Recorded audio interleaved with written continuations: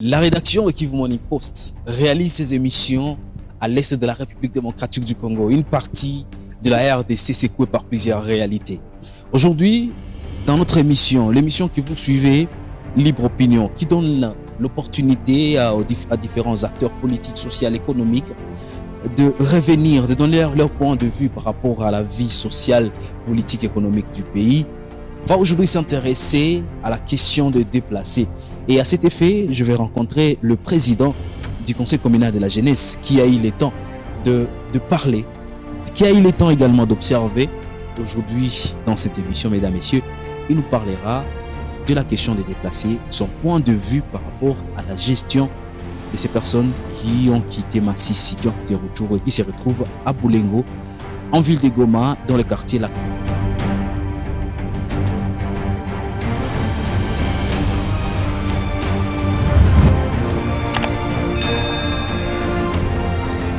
Gilles Ngueza, bonjour et bienvenue.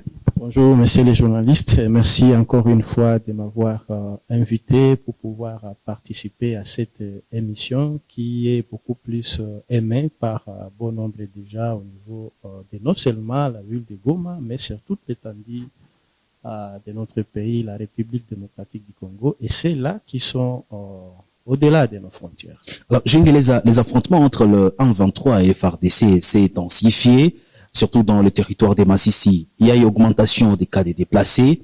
La situation des déplacés, surtout dans les cas de Boulenga, se présente comment? Ah oui, messieurs les journalistes, tel que vous venez de le dire, les guerres face auxquelles nous sommes, nous, la population, surtout vivant à l'est de notre pays, fait que nous puissions vivre dans des conditions très déplorables, surtout nombreuses de nos populations qui sont venues pratiquement à des zones qui sont beaucoup plus touchées, à savoir Massissi, Nyiragongo et Rutshuru. Les populations, ou soit les déplacés, vivent dans des situations très précaires. C'est comme nous pouvons le dire au niveau du cas des déplacés de Boulengo. Non seulement à Boulengo, il y a aussi trois autres camps qui se trouvent dans la partie Goma Ouest, à savoir Lushagala, c'est dans la partie Mugunga. Il y a aussi un autre cas de déplacés à qui on a attribué les noms des Akogenoki.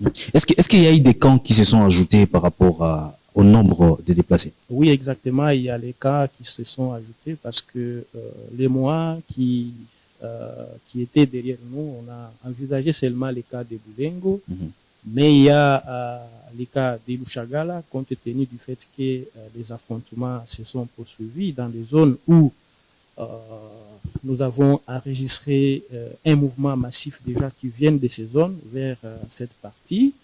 Il y a au niveau de l'avenue du lac 1, dans les quartiers Kesher, où se trouve encore un autre cas qu'on appelle Akogenoki, mais celui aussi de Lushagala.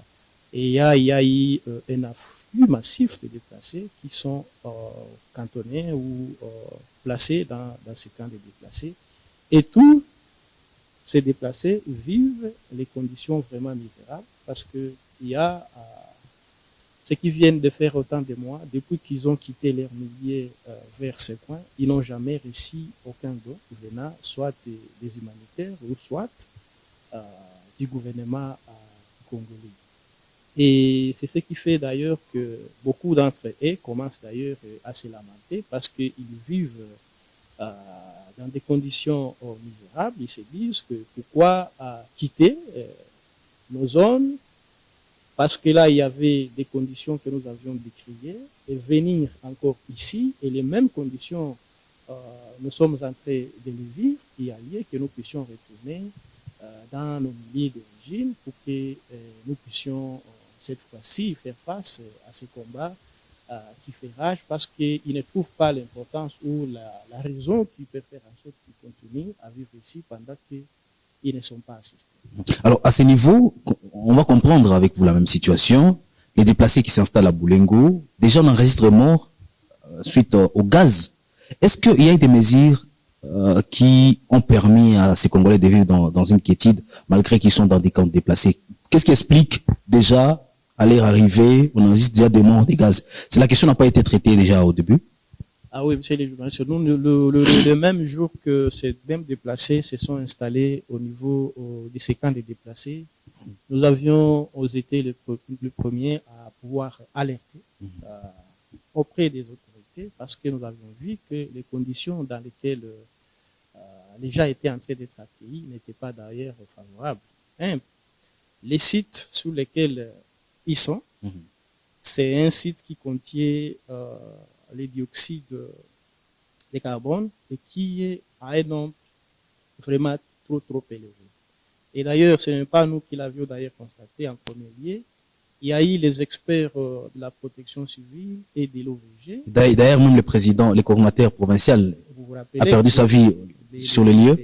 Le fait, Joseph Makundi, lorsqu'il est parti sauver, extraire de ces lieux où était tombé un déplacé qui était décédé, lui-même aussi, il est décédé dans les mêmes conditions. Donc, nous avions dit que ces sites n'étaient pas appropriés pour pouvoir accueillir ces déplacés. Mais nous n'avons pas été compris. Nous avons continué à alerter les autorités par le fait qu'on a enregistré déjà des morts et qu'il fallait que les autorités arrivent à voir de quelle manière ils allaient délocaliser ces sites pour l'amener vers un autre milieu où les conditions sanitaires et environnementales étaient d'ailleurs garanties, mais aussi sécuritaires. Nous avons aussi décrié le fait que les cas de déplacés, c'est juste un millier qui reçoit un grand nombre de gens. Okay. Mais au niveau de Boulengo, il n'y avait ni policiers, ni militaires, ni un autre agent qui pouvait se charger de la sécurité des personnes. À ce niveau-là. Donc, les gens quittaient les milliers d'où ils venaient, ils entraient n'importe quand et n'importe comment. Et nous, connaissant bien les réalités dans lesquelles les gens vivent ici sur le plan sécuritaire, nous avons dit que si les autorités n'arrivaient pas à bien contrôler ces milliers-là, donc on risquerait d'ailleurs d'enregistrer des probables infiltrations au niveau de la ville de Goma par le fait qu'on n'a pas si comment contrôler ces sites. Mais aussi, en troisième lieu, il y a les sites et en face d'une institution universitaire que vous connaissez ici à Goma, ISTA. Parce que entre ISTA et les déplacés, le courant ne passait pas à cette période. Déjà au début. Déjà au début. Pourquoi? Parce que quand les déplacés venaient, il n'y avait même pas des installations sanitaires, il n'y avait pas d'eau à ce niveau-là. Alors, les déplacés quittaient leur milieu pour aller envahir l'ISTA. Et ce n'est pas quelque chose qui a bien sauté aux yeux des responsables, non seulement les responsables de l'ISTA, mais aussi les étudiants qui ne voulaient pas avoir des accrochages avec les déplacés. Et puis, quatrièmement, nous avons enregistré au fait les étudiants de l'UNICOM parce que le site sur lequel se trouve établi le camp des déplacés appartient à l'UNICOM. Les étudiants nous avaient contacté parce que vous êtes sans ignorer que les structures dans lesquelles nous sommes, ce sont des structures qui regroupent beaucoup de catégories de jeunes. Et les étudiants aussi font partie de nos structures. Ils nous avaient constaté pour dire que non, président, ça c'est quelque chose que nous n'allons pas accepter. Le fait que les autorités aient décidé unilatéralement